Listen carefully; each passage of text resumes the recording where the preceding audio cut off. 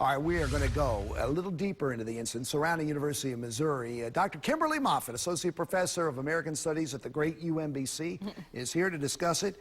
You know, back in the 60s, you know, we had the Vietnam War protests. Now social media has taken it over, has it not? Yes, it has, but I was not there at the Vietnam War, so I'm only able to speak from a historical perspective. What is it with the social media?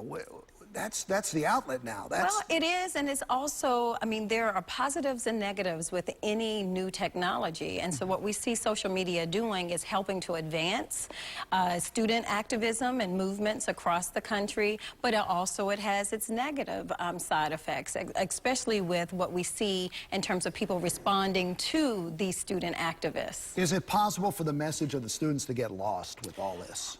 It can, only because, not because the message is muddled, but more so those who are responding to the message, those who have issue or take issue with the message, we can all of a sudden divert our attention and focusing on them. I think about, in particular, the two students that you just mentioned who were arrested because of their threatening tweets. If our focus turns to them, then the message gets lost. All right, now we're going to lead right up into scandal with this question. Here's your question. Freedom of speech. Is there a debate? I love it. Yeah.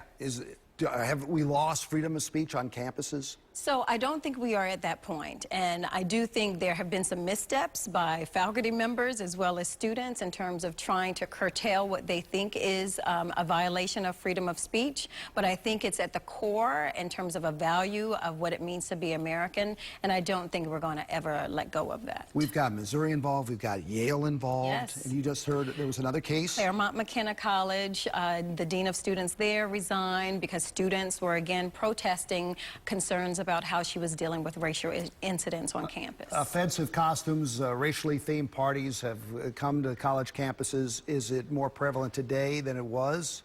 So I don't know if I see it as more prevalent. I think it's just more obvious to us because social media is helping to disseminate those messages. All right, what role should the university play? What role should the president of the university play in all of this? So I can tell you, if I'm localizing this conversation, what I would say is that Division of Student Affairs on college campuses are really that conduit between students and the greater campus community. And so once students alert those types of units on college campuses, then they are responsible for doing what is necessary to protect their students. And it's fast. Social media works Absolutely. fast, and the university's got to work fast. Absolutely. We have to stay on top of it. On campus, how do you stop that swell? How do you stop that swell? All of a sudden you hear something, and all of a sudden it gets carried.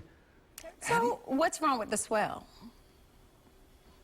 Well, how the university reacts to this one. Well, it depends on how the university reacts, but I think it's a positive that students believe and understand their agency on a college campus to be heard and to have their concerns responded to. And so the swell is a good thing because I think it helps to generate conversation.